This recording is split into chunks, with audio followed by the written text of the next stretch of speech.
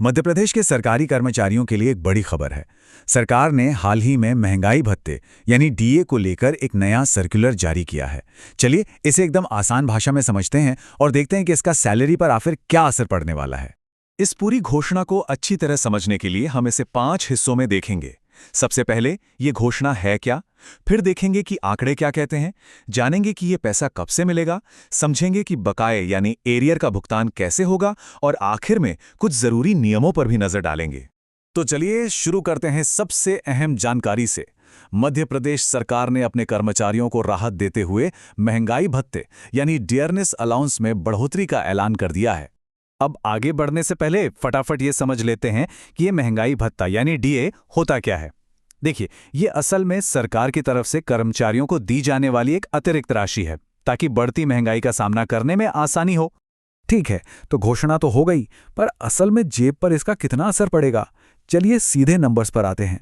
तो देखिए, अब तक जो महंगाई भत्ता 55% की दर से मिल रहा था, वो अब बढ़कर 58% हो गया है। मतलब सीधा सीधा 3% का इजाफा किया गया है। इसे और आसान तरीके से देखें तो जो 55% की पुरानी दर थी उसमें ये 3% की बढ़ोतरी जुड़ गई और अब नई कुल दर हो गई है 58%। अच्छा, अब आते हैं सबसे बड़े सवाल पर। ये बढ़ा हुआ पैसा सैलरी में दिखना कब से शुरू होगा? देखिए, यहाँ तारीखों को समझना बहुत जरूरी है। सरकार ने ये बढ़ोतरी लागू तो 1 जुलाई 2025 से की है, लेकिन इसका पैसा फौरन नहीं मिलेगा। जो नई दर है उसके हिसाब से सैलरी बनेगी 1 अप्रैल 2026 से और इसका पहला पेमेंट हाथ में आएगा मई 2026 में।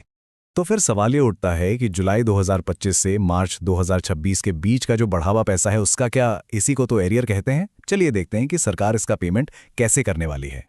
सीधे सीधे कहें तो अरियर वो पैसा है जो 1 जुलाई 2025 से 31 मार्च 2026 के बीच बन तो गया पर मिला नहीं। मतलब पुरानी और नई डीए दर के बीच का जो फर्क है वही है अरियर। तो ये एरियर मिलेगा कैसे? क्या एक साथ मिलेगा? नहीं। सर्कुलर में साफ लिखा है कि पूरे एरियर को 6 बराबर किस्तों में दिया जाएगा। पहली किस्त आएगी मई 2026 में और यह सिलसिला अक्टूबर 2026 तक चलेगा। हाँ, लेकिन इसमें एक खास बात है, एक स्पेशल केस भी है। वो कर्मचारी जो 1 जुलाई 2025 और 31 मार्च 2026 के बीच रिटायर हो चुके हैं या फिर जिनका इस दौरान देहांत हो गया, उन्हें या उनके परिवार को एरियर का पूरा पैसा एक ही बार में मिल जाएगा, किस्तों में नहीं। चलिए अब आखिर में कुछ जरूरी नियमों पर भी नजर डाल लेते हैं जो इस ऑर्डर में दिए गए हैं। यहाँ 2 बातें हैं जो ध्यान रखने वाली हैं। पहली कि अगर हिसाब में 50 पैसे या उससे ज्यादा बनते हैं तो उसे पूरा 1 रुपया गिना जाएगा। और दूसरी, ये बहुत जरूरी है कि डीए की ये रकम किसी और चीज की कैलकुलेशन में, जैसे कि एचआरए, पे या वेतन का हिस्सा नहीं मानी जाएगी।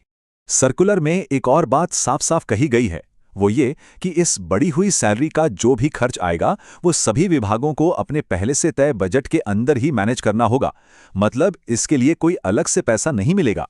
तो अब जब सारे आंकड़े साफ हैं तो सोचने वाली बात यह है कि कर्मचारियों के लिए यह राहत राज्य की पूरी अर्थव्यवस्था और आने वाले बजट पर क्या असर डाल सकती है।